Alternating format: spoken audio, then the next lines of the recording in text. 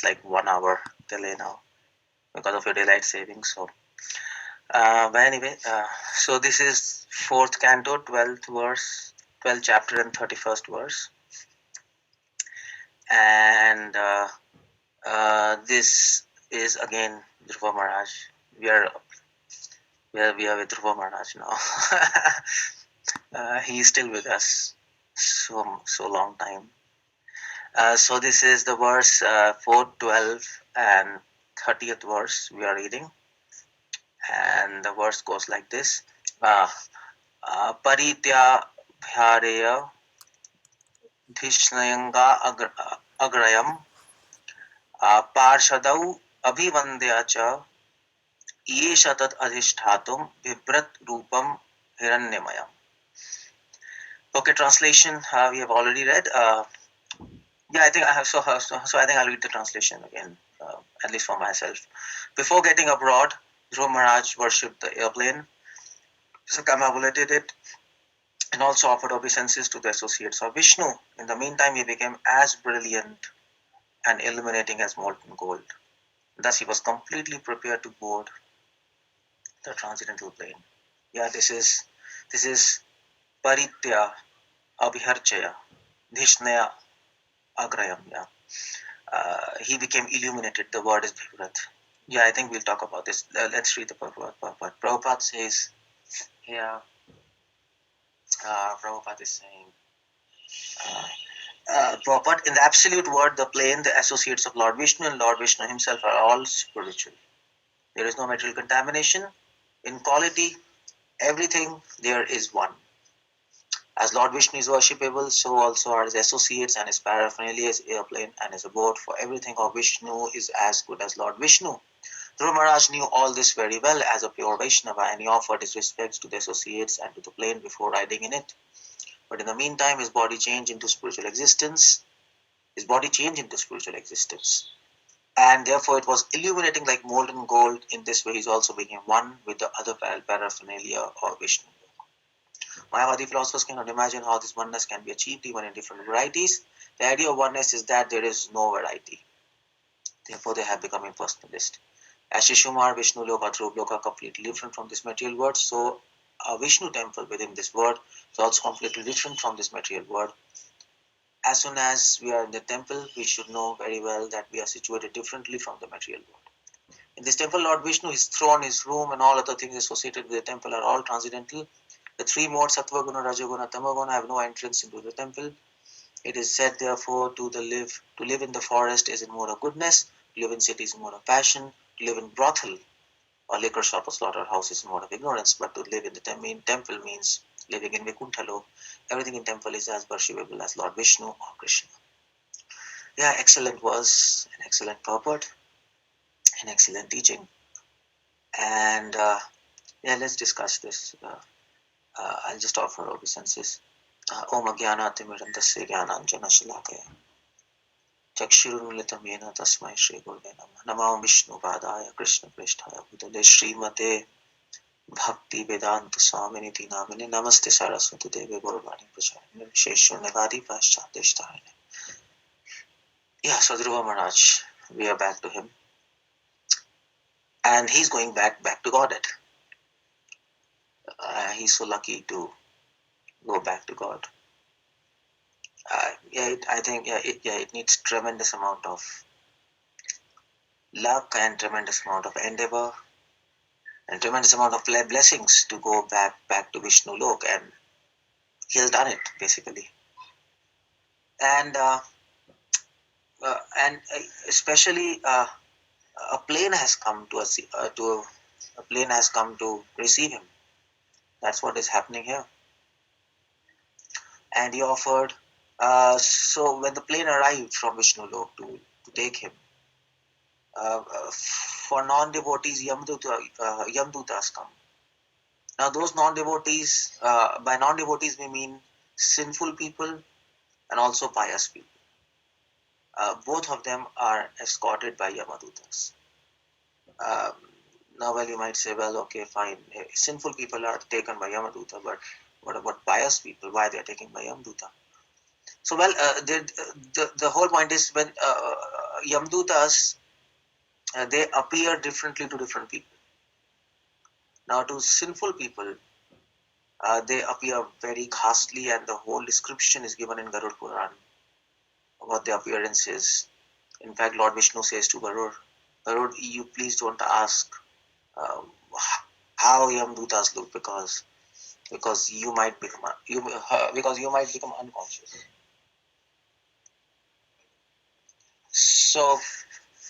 So you might become unconscious. That's the whole point. And how Yamdutas look like, and so in brief, so if you happen to see them, I mean to say, we might see them when we die. Who knows? We are devotee. Yeah, devotees do not see Yamduta, but are we devotees? That's the whole point. Or are we trying to be devotees? Or are we devotees externally, non-devotees internally? It's a very complex situation. So, but whatever it is, we'll not be able to cheat them. They are over smart. They are much smarter than us. And when they come uh, to people who are sinful, so now we are talking about non-devotees. People who are sinful non-devotees. They to them Yamdutas appear pitch black. They have a black dress. They have a black body, pitch black body, and their whole body stinks like like a pit of stool and urine and pus and blood and semen, and like that the whole body stinks, and especially uh, the smell of rotten dead rats comes from their mouth when they speak.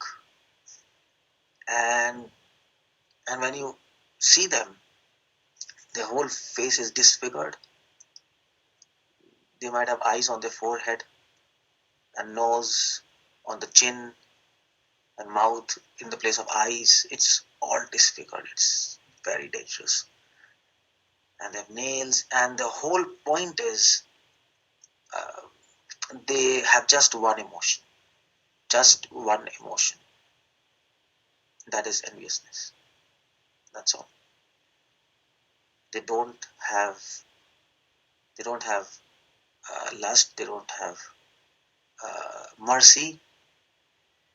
They don't have greed. Um, they don't have love. They don't have any emotion. Emotions. These kind of emotions do not exist in their being. There's just one emotion through and through their body and all their cells, and that is enviousness. And that's why you can't plead mercy from them. That's the whole point. Even if you plead mercy, they don't understand what is mercy. Just like a small child cannot understand what's lust. They cannot understand what's mercy. So the more you plead, the more they will beat you because they can't understand what you're saying. You just are envious. And that's what is Yamdutas when they appear like this to people who are sinful non-devotees, people who are pious non-devotees. To them, they appear in white dress and and and of course white color. They have so they have a fair complexion. That's like that, not white color, of course. Fair complexion, dress, and they appear very serene. Yamdutas appear like that to them, and very beautiful, like almost like angels. So this is for pious non-devotees. And then they are spotted by Yamdutas to Yamalok, and there uh, the pious people they enter through northern gate, and the sinful people they enter through the southern gate. There are two gates in Yamalok, and that the name of Yamalok is Simantapuri. Oh, sorry, yeah, I think yeah, I think this is the name. Samyapuri something, yeah. I think Simantpuri only. So, Samyaman. Or say how? So what's that? What's that? Can you repeat? Is it Samyamani? Yeah, right. Yeah, thank you. Yeah. Samay Manipuri, yeah, that's called, yeah. So there in that Puri, Yamraj, he comes there. So I mean to say, see, pious people, they enter through northern gate, sinful people through the southern gate, and then they go there, and then there is a person, Chitragupt, he's standing, and there are two queues, one for pious, one for sinful, and then he's interrogating, and then final decision given by Yamraj. So now the whole point is this Yamraj, he doesn't stay in Yamlok. That's the whole point. That's not his place of residence. He doesn't stay in. He doesn't stay in. So in Yamlok, Yamlok is his office. He stays in Pitralok, where other Pitras stay.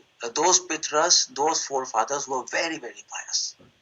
They stay there with Yamraj, and he comes daily in his office hours, whatever office hours are there he might be having, and then he resides and then decides and whatever. So as with Yamdutas, they, who appear differently to sinful and pious people, is the same case with Yamaraj. To sinful people, he appears exactly like pitch black and smelling and horrible and 5 faces, um, 10 hands and fire from his mouth and eyes, and it's horrible.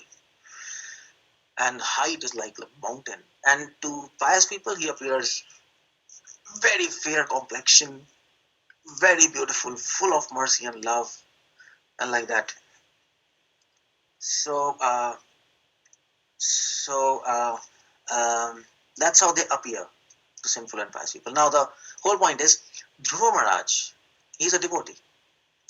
Now, to a devotee, he's not escorted by Yamadutas.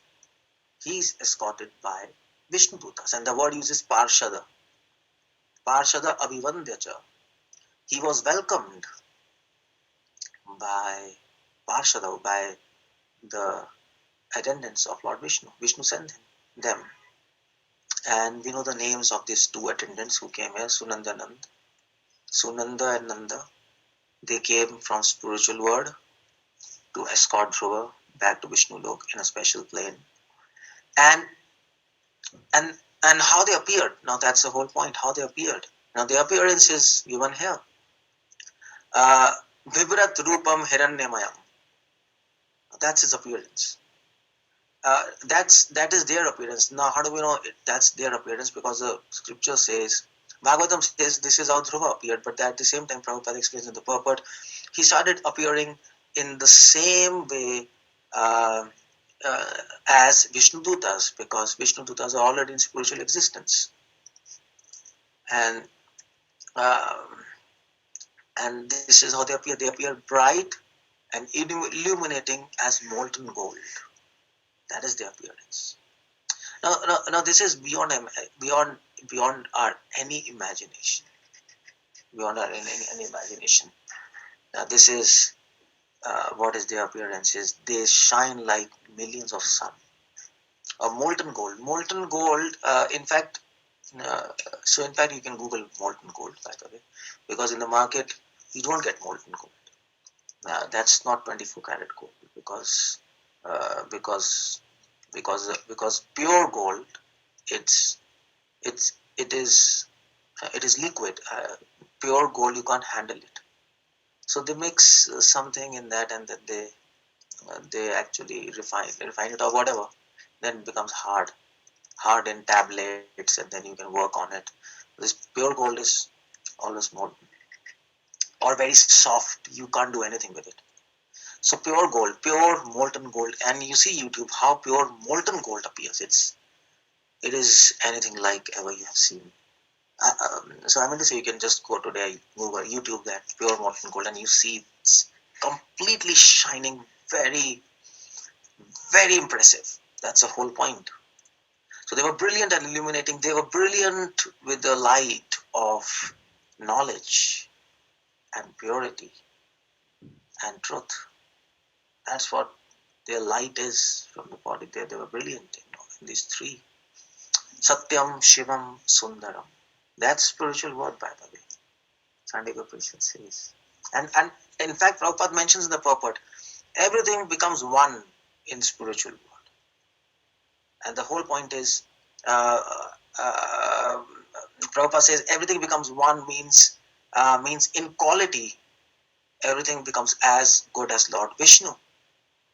That is spiritual existence. And what is Lord Vishnu? Lord Vishnu is described in Chandika Upanishad as Satyam Shivam Sundaram. That is truth.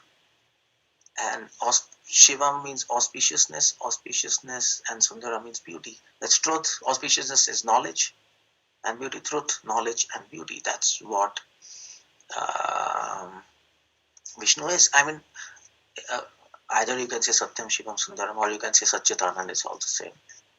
It's a different way of saying Satchitanand. So Sat means truth.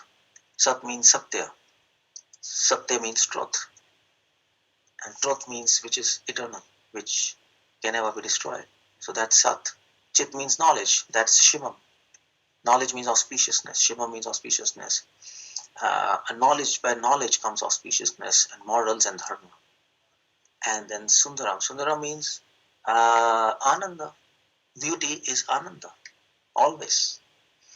Ananda is beauty. Happiness is beauty, isn't it?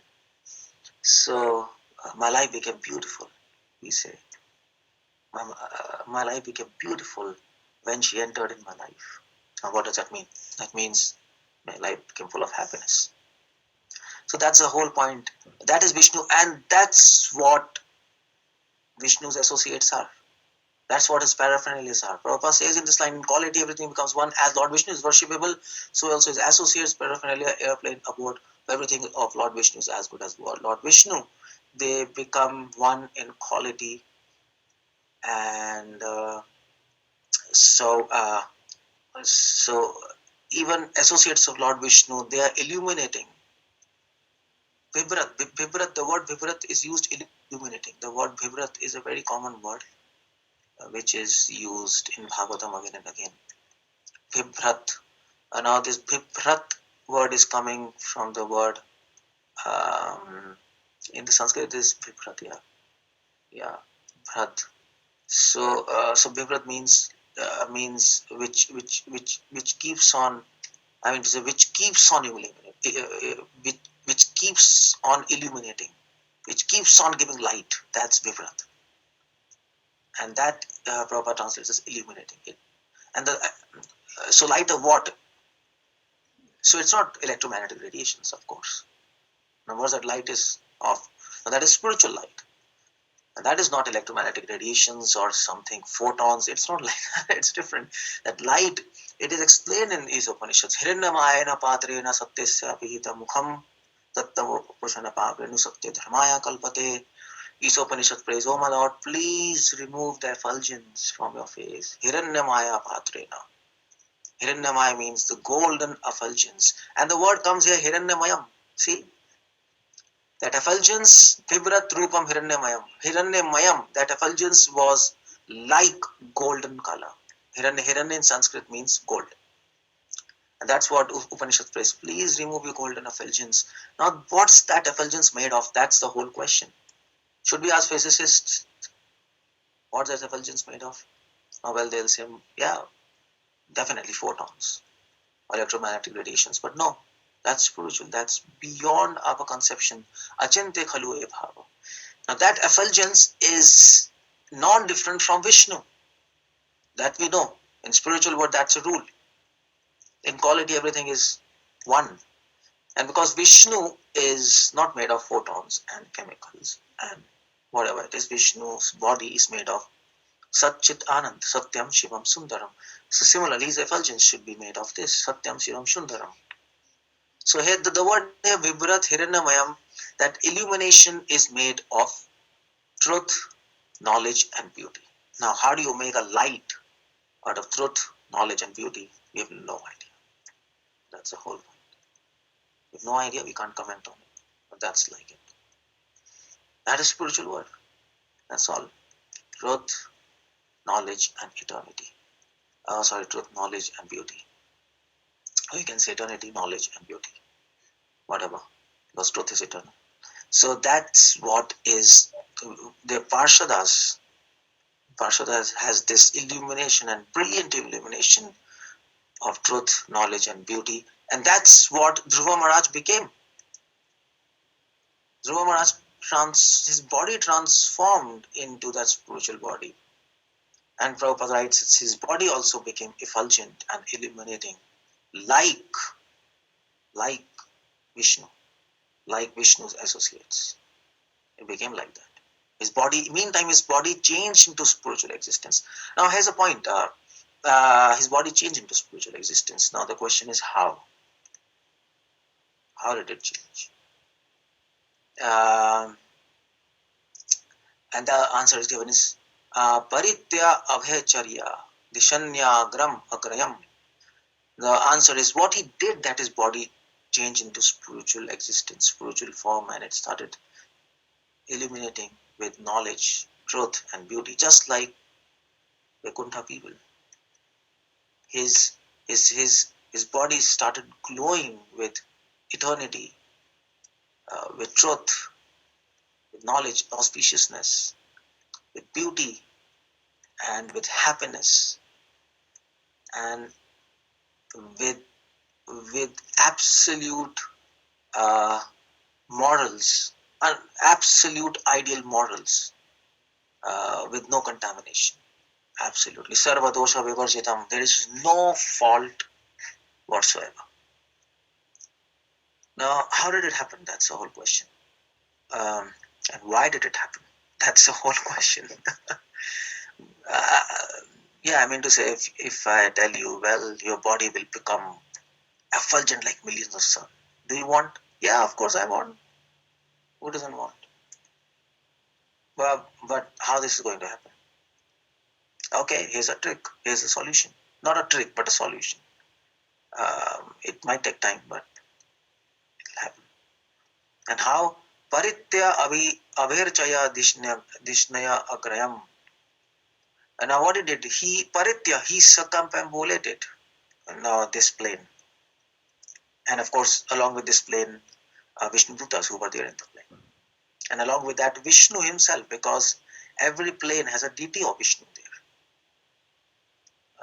I mean to say, of course, so on the plane, symbol of Vishnu has to be there because it belongs to Vishnu. Just like symbol of a king has to be there on everything. So it is described in Garuda Puran. There is a deity of Vishnu on the plane, which Vishnu Dutas worship. So he circumambulated the plane.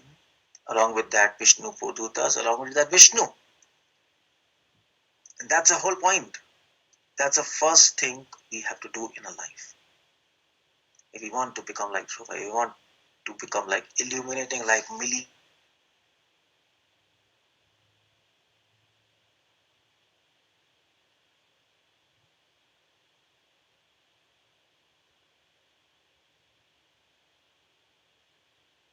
suns and that. That's another question.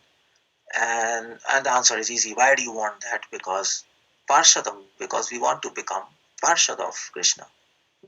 That's the whole point. That's a word to Parshad is there. It means we want to become close associates of Lord Vishnu, close associate of Lord Vishnu, if you don't become like him. If you want to become an assistant of a king or the personal secretary of a prime minister, uh, you have to be like him. You have to be, at least you have to be well dressed like him. You can't walk with the king or a prime minister in rags. That'll be such offensive to the king. I mean, his respect is not there. So you have at least in dress you have to be like him. If I mean to say, you have to have a royal dress to be with the king. So to be with Vishnu, you should have a royal body, and the royal body is spiritual body, and spiritual body means Satyam, Shivam, Sundaram, truth, knowledge, and beauty. And how does it look like? Brilliant and illuminating like molten gold. So, to become associate of Lord Vishnu, to serve him personally, that's what is our desire. We want a perfect master. and only then we can be perfectly satisfied. Yatma suprasitati. So, but what to do for that? Well, you do what Dhruva did, paritya. He circumambulated Vishnu, his devotees, the plane. That's what you have to do. And now, of course, I mean, this is by circumambulation, we mean that Dhruva. Now, what do you mean by circumambulation? That's the whole idea. I mean, to say so many people go to temple and they go 3 times round and round and round and nothing happens. They don't even understand why they're going round and round. So why is that? Or like for example, in the morning, so after this Tulsi Puja, we do parikrama of Tulsi Manani, Yani Kani Chapa Kani. Now, why we are going around Tulsi? What's the point? You have to understand that. If you don't understand that, then the whole going round and round and round and round of Tulsi is just rounds. That's all.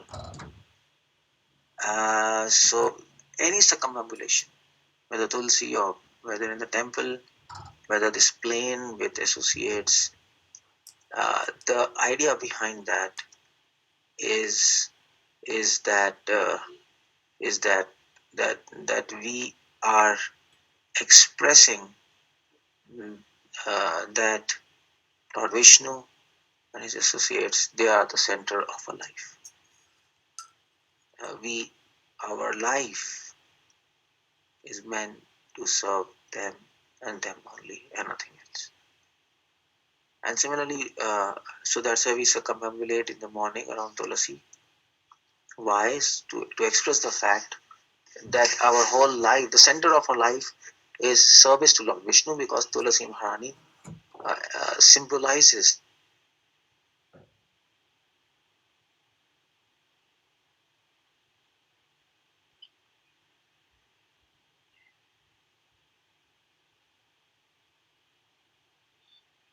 service of Lord Vishnu.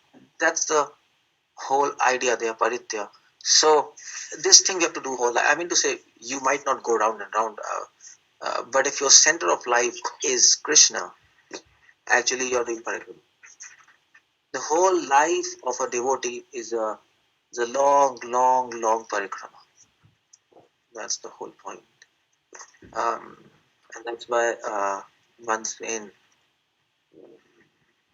so, uh, so somebody asked that saint, uh, uh, whole life, where did you travel? And that saint told, I didn't travel anywhere. And of course, I mean to say, he traveled from his place to this place to meet this saint. And the saint is asking, where else have you traveled? He said, I didn't travel anywhere. I even didn't travel now. So he said, well, yeah, this is because he said I didn't travel because whole life I was simply doing one thing. I was doing parikrama. I was not traveling. I was circumambulating Lord Vishnu. Even though didn't seem that I'm circumambulating or I'm going round and round and round like a machine. That's not the whole point. I'm circumambulating because I'm fulfilling the purpose of circumambulation. And that is to keep service of Lord Vishnu and his devotees as the center of our lives. That means to give them the prime importance. That means to live to serve them. That's how it goes. So that's what we have to do, Paritya. That's what Dhruva did. Dhruva not only did circumambulation now, literally, he's doing literally circumambulation now. But Vishnudutas were impressed because whole life he was doing that. So it's not that a plane comes from Vaikuntha and you start circumambulating and they will take you back. No. His circumambulation meant uh, meant it had a meaning in the eyes of Lord, in the eyes of associates of Lord Vishnu. It was not just a farce or a false circumambulation, a hollow, empty ritual which any other person does in ordinary temples. In the eyes of Lord Vishnu, his circumambulation, and every step he took in circumambulation, it carried a deep meaning. Why? Because whole life he was serving Vishnu. And now at this point of time, he has put all those services and all the rewards of those services and all the intentions in those services, pure intentions, he has put them together, and now he is offering them literally when this Vaikuntha plane has come, by going around this plane and offering it to Lord Vishnu. So we can do like Lord Dhruva. Like Dhruva. That's the first thing we have to do, circumambulate in our lives and not just literally. And the second thing is Abhyarchaya. Abhyarchaya means worshipped. Archan. Abhyarchaya. Abhi Archaya. That's the whole point. The word is made of Abhi Archaya. Abhi means around. Archaya means worship. That means that means wherever you are going, you are simply worshipping Lord Vishnu. That is the second thing we have to do. And now, of course, we have to worship Lord Vishnu just like Dhruva did. Abhyarchaya. By worship here, we mean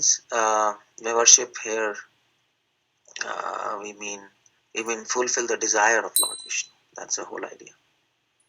Worship for devotees is just one thing, fulfilling the desire. I mean to say, there are rituals, there is lamp, there is incense, there is flowers, but everything carries a meaning with it. And all those meanings are connected to the desires of Lord Vishnu. That is what is deity worship. Just like, for example, a flower. You offer flower to Lord Vishnu. Now what you are offering to him, that's what flower symbolizes.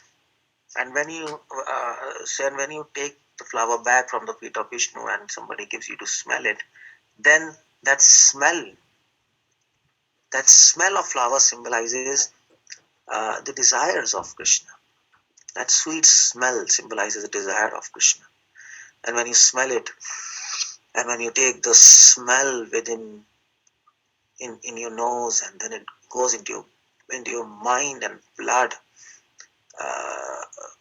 the devotee understands that with the smell, the desires of Lord Krishna, the unfulfilled desires of Lord Krishna, they are entering his mind and his existence, and he's full of those desires, and he's inspired to actually fulfill them. So you see, deity worship, archaya, that's the whole point. The word is archaya.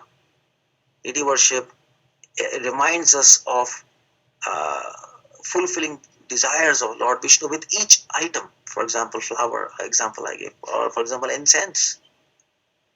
The smell of the incense, that represents sweet desires of Lord Vishnu again. Or for example, lamp represents the light of those lamps, of those fire. That represents um, knowledge of Lord Vishnu, or those desires which are effulgent like fire. Those desires of Lord Krishna, the lamp represents those desires of Lord Krishna, where he wants to make everyone effulgent like himself, like Dhruva now. The lamp, the light of the lamp, it represents his desire to give liberation to all living entities. His desire to actually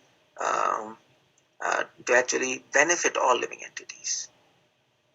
And the desire of flower and incense represents his sweet desires to exchange love with his devotees. So you see, every item in deity worship represents his desires, and that's the word used. The word is not used archaya. The word used is abhyarchaya.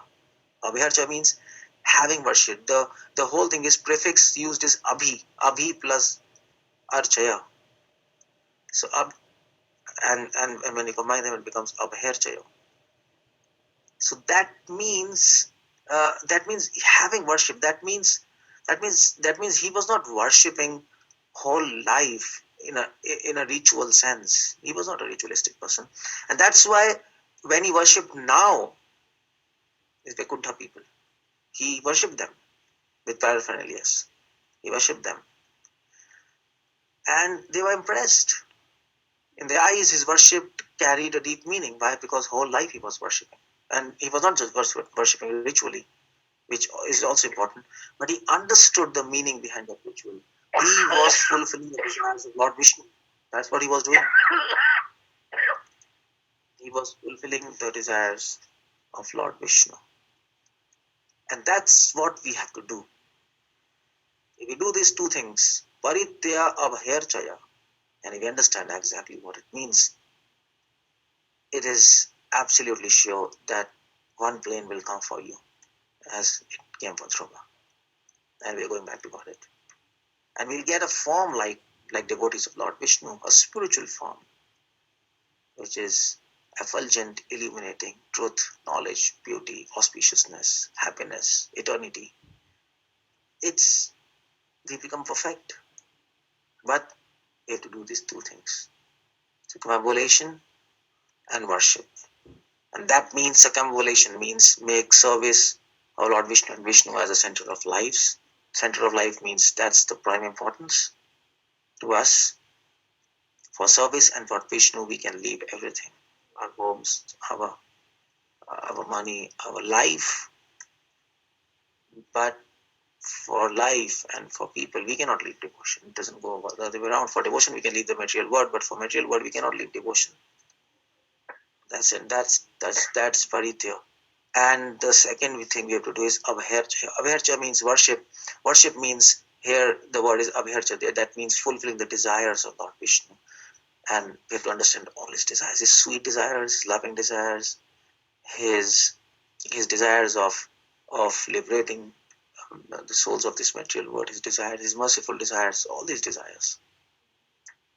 And that's what Dhruva was doing whole life. And then actually then your worship in your temple will carry a meaning in the lives of Lord Vishnu. Then your circumambulation around Tulasi will carry a meaning in the lives of Lord Vishnu. Otherwise, we don't understand the purport of what we are doing. Then it's just empty, hollow, superficial, mythological, a ritual, and doesn't please Lord Vishnu, and neither anybody else. So that's what he did. And then Parshadav Abhivandhyacha, he actually offered obeisances to the associates, and then Yesha Tat Adhishthatum, and then he attempted to board on the plane. That's interesting. See, he attempted to board on the plane. This is interesting. And it is said that when he attempted to board on the plane, somebody obstructed him, and that was death personified. And the death, it said, well, you cannot go on the plane with this body. You have to leave this body because this body is made of dust and will go on to dust. And then you will go back in your spiritual body. But Dhruva didn't care about it. He stepped on the head of the death. That's the power he got by Parityan and Abherchaya. And he boarded on the plane. And as soon as he boarded on the plane, he became one with everything else. That one means, now that Prabhupada explains in the purport. One means they become one in quality with Lord Vishnu. His body transformed into spiritual body. His cross body, whether it disappeared or what happened to it, that the material elements, what happened to his body, we don't know. But his body changed into spiritual existence. Prabhupada says Prabhupada says his material body changed into spiritual body, became in spiritual existence, and then material body and spiritual body became one automatically. And that can happen. So in fact, Prabhupada says in its Upanishads, Krishna can convert matter into spirit, spirit into matter. He can do anything, whatever he likes. And here is an example where he converted matter into spirit. He did that for Dhruva. His body changed into spiritual existence. It became illuminating. in this way he became one with other paraphernalia of Lord Vishnu. That means his body became transcendental. That is means beyond Sato Rajo Tamagun, and he became one with Vishnu, Vaikuntha, and the devotees. So that's a hair point. The point is Dhruva, by this his example of Vishnu through example of Dhruva, he's helping us to explain how should we do devotion, and what is the perfection of life, and what is the perfection of, and what will happen when you become perfect. That's the whole point. So when we become perfect, we'll die, or what will happen? We'll disappear? No. And we become perfect, at the time of death, the plane is going to come. And now you know which kind of plane will come. So, and you know, if you don't become perfect, then what will happen?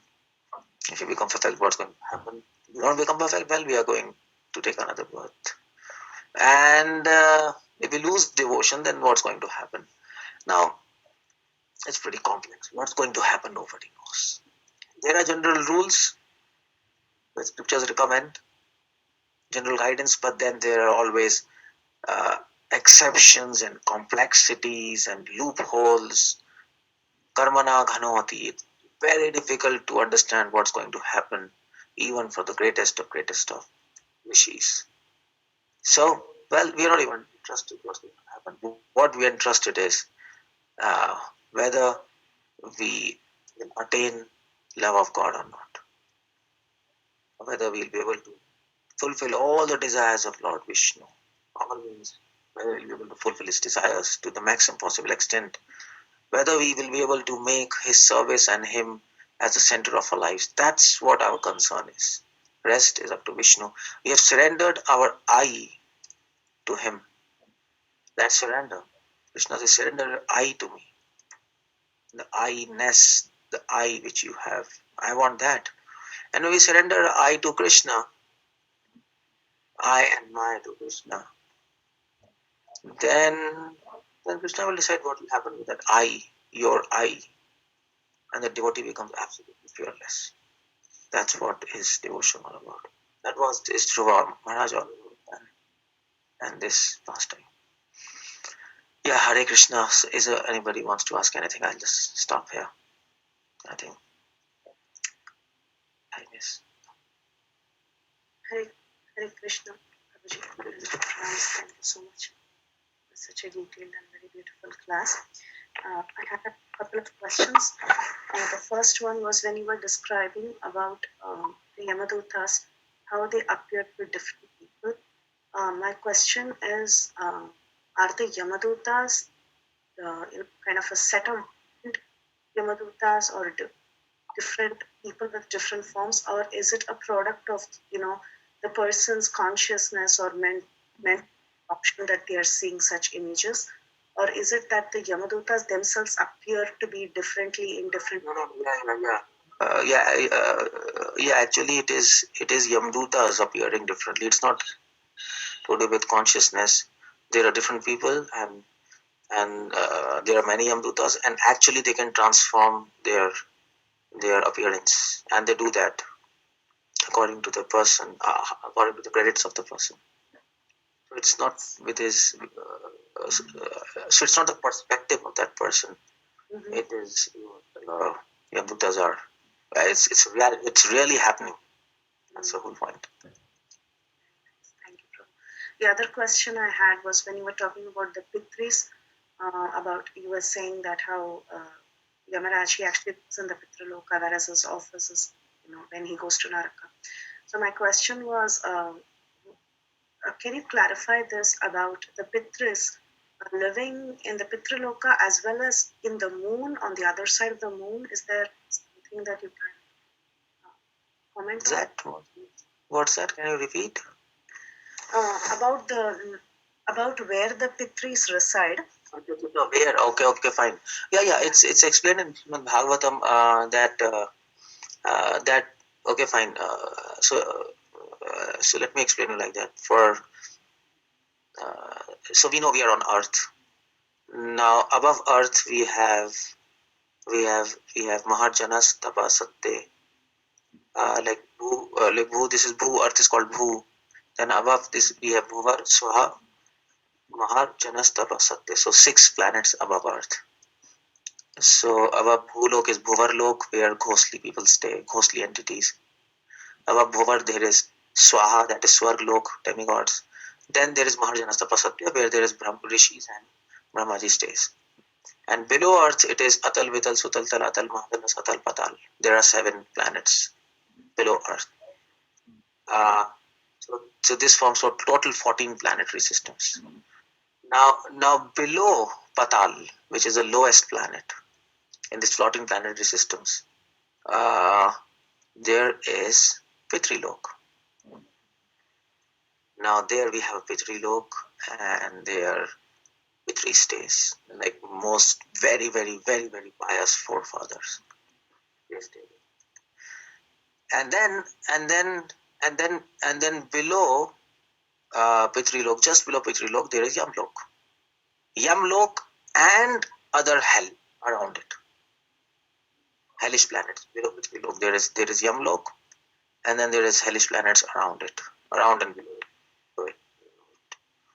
So Yamraj stays in Pitrilok, Pitras, and then he regularly daily visits Yamloka, and there he gives his decisions. And people who go to hell, they'll go to hell.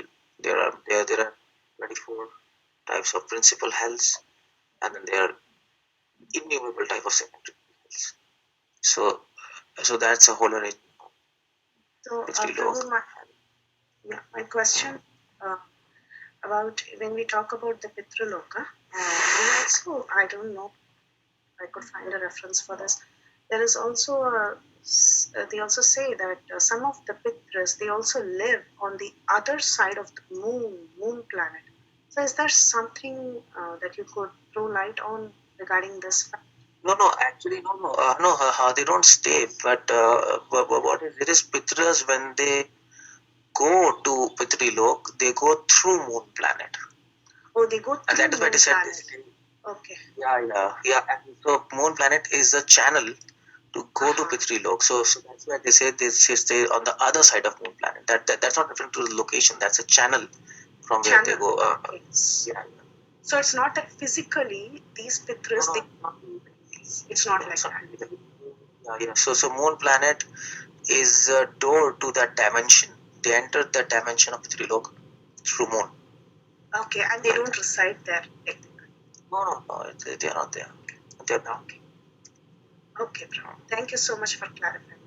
Thank you. Hare Krishna, Prabhuji, Thank you so much for the beautiful passage.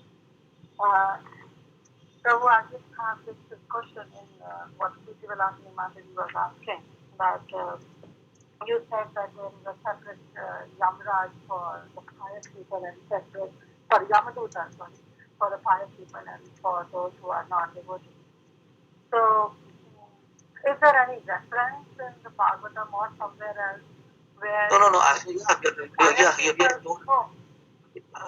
told in the... People we have seen Yamraj in a different form, not in a black form. Yeah, there is a reference in Garud Puran. There is a whole reference.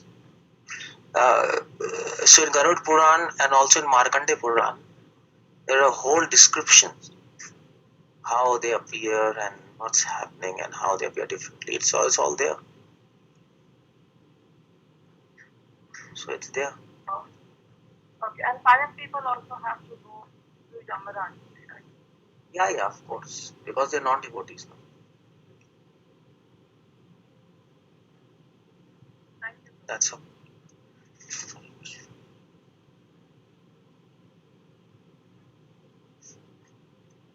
Yeah. Yes, Hare Krishna Prabhu. Well, I had a different question, but I just want to follow up on an answer that I heard that the Yamadutas, they change their appearance according to the sinful or even pious person that they're coming for. And so, one appearance that you described was the one that was like the embodiment of envy. So I just found it interesting that a Yamaduta who is through and through pure envy, that same person can transform himself to become so loving and attractive to a pious person. Is that so? What's that? Yeah, I didn't get your question. Yes, you were saying in your answer just now that the same Yamaduta can transform his appearance. Oh, depending okay. upon- I And understand. so I just found it very strange that a Yamaduta who is the embodiment of envy can so drastically transform himself into a person who is completely loving and Yeah, they can do beautiful. that. Yeah. They can do that. Yeah, they can do that. Yeah, they have special prerogative in that. They can do that. Okay. How they do that, I don't know. Hmm? No, I'm saying how they are doing that. That I don't know. That's not Yeah. mentioned, but they're doing That's like okay. That's okay. Okay, my actual question was this. You said that there are two things we should circumambulate, which means making Krishna and his devotees the center of our lives, and we should worship. And both those things sound a bit the same to me because they both entail only serving Krishna's desires. So I'm not that. seeing Okay. distinction so much. Yeah. Okay. So I understood. Why not? Both things are. I mean to say both things can be clubbed together, but then there's subtle difference there. Yes, Circumambulating subtle means difference. that difference is in circumambulation means you give prime importance to the desires of Lord Vishnu. That means to fulfill his desires, you are ready to leave material desires and anything else. That's a top priority. Now, so that means circumambulation. But then worshipping means to actually fulfill his variety of desires. Now, the first point, circumambulation means priority, and the second point was to actually fulfill it after setting it up. Yes. Now, this is Perfect. because many devotees might be fulfilling his desires, but then that's not a priority for them, and that's the whole. That was perfect. Thank you so much. Okay. And Hare Krishna. Krishna Prabhuji, Dhanavad Pranam. Thank you very much for Hare this Krishna. class. Shri Prabhupada Guru Teacher. Yeah. Hare Krishna. I can't hear you. Hare Krishna Prabhuji, thank you so much for the beautiful class. Is there anybody having any more questions or comments for Prabhuji? Hare Krishna, Prabhu. Hare Thank you. Krishna. Very, very wonderful class. So on Yamadutas, Prabhuji, they are serving Yamaraj, who is Mahajan. So, I mean, are they? I'm just trying to understand that they are. What is their position? Are they eternal, or like? Is there any mention about how for to become a Brahma, it says that you have to do so and so varnashrama dharma for so many lives. So, what is their destination, and who gets to do that service for Yamaraj? Well, for Yamaraj, I mean to say, it's not mentioned anywhere. I don't know. As far as my research was, at least for Brahma is mentioned, but for Yamaraj, I don't know. But at least one thing is there. He should. I don't know. I mean to say, he should have some fast credits, but exactly what's the calculation? I have no idea. At least our Yamaraj is a Mahabhagavat. Other Yamaraj in other universes, we have no idea what's happening and who becomes. But at least one thing is clear that whoever takes the post of Yamaraj, he's a Jiva Tattva. At least one thing is clear. But in the case of Brahma, it's not like that, because the Brahma's post can also be taken by Vishnu Tattva if there is no qualified living entity. But at least for Yamaraj, it is Jiva Tattva. But at the same time, if there is no qualified living entity for Yamaraj also, and in fact for the Indra also, it's the same thing for these powerful demigods, powerful post. Vishnu personally takes this post. So sometimes Yamaraj can be Vishnu in some of the planets himself. And in fact, it is also said, if there is nobody qualified to take post of any demigod, like Varun, Vayu, Agni, Indra, there's nobody in some universe, and Vishnu becomes all of them, all demigods, Vishnu will become. So at least that much is clear. But when it comes to Jiva Tattva, then for Brahma we know that is 1,000 lifetimes or Nashram Dharma. For Yamaraj post, for Indra post, we don't know. We have no idea. But for the post of Indra, yeah, at least that is mentioned that a person must have done at least 99 Ashwamedh Yagyas, and then he will get the post of Indra. At least that. Others, Vayu and Yamraj, I have not read anywhere, and nobody mentions what's the past credits he should have. I don't know. Some research is required. Yeah, thank you so much, Prabhuji. I don't know how about your time. I have one question, but that's not the class.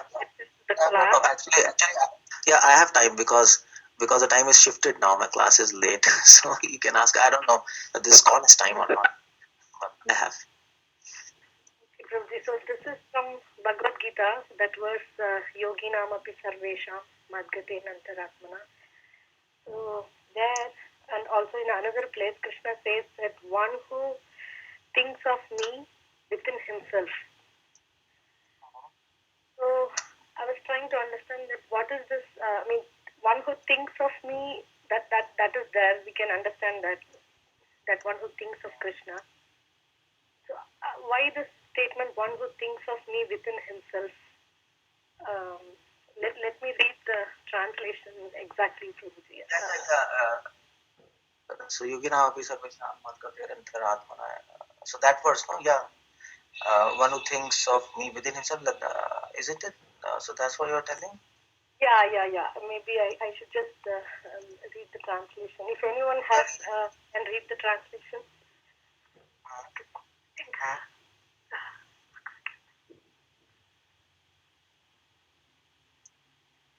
Hare Krishna. Yeah, Hare Krishna, you're reading? Yeah, I can read. And of all the yogis, he who always abides in me with great faith, worshipping me in transcendental loving service, is most intimately united with me in yoga and is the highest of all. So then Mataji, what's the question? Another place also in Bhagavatam, what is this Prabhuji thinks of me within himself means? Oh, actually, actually this expression is used by Prabhupada many times. And in fact, yeah, this is used even if not directly in this verse, but it is evident Prabhupada has used one who thinks of me within himself. And that's the whole point. I mean to say, Prabhupada could have written one who thinks of me. Isn't it? That's a question, isn't it? Yeah, that's the question. Yeah, there must be something. There has to be something to write within me. Otherwise, within me is actually an editing error. There, it seems like that. It's a redundant word within me because things of me is always within me. And that's the whole point. But the whole point is mat gater antaratmana. The word uses gater antaratmana. One who thinks of me. Antar atmana. Antar means within. Antar means within. And atmana means himself, within. One who thinks of me within himself. That's Sanskrit there. Krishna is using this expression besides saying one who simply thinks of me. Otherwise he could have says otherwise think of me. Krishna says in Bhagavad Gita many times ma manusmarayoddecha tesam sattam bhastam priti purvakam dadami patitbhav. So teshavevanugan bhartam. I mean to say there are so many verses there where it says, you think of me. Fine, think of me. But here he specifically says, and the whole point here is, think of me within himself means you think of me and never forget. That's the whole point. Either you say think of me, but then think of me is not complete because you can think of him and at the same time, then the whole point is after some time you can forget. Or you can say think of me 24 hours. Anusmara, the whole point in Anusmara is that the word Anu is added. It is not Smaranam. Krishna would have said, Mam Smara Yutecha, think of me and fight. But Krishna says, Anusmara. Anu has Anusmara and Smara. Smaran. They are different. Smaran means think. Anusmaran means, so this has many meanings, but one of the meanings of Anusmara is 24 hours. Anu means always. That's one of the meaning of Anu there, the prefix. Anudinam. Now that's the whole point. Day after day. Anudinam. Dina means day. Anudinam means day after day. So Anusmara means moment after moment you remember me. So either you can say that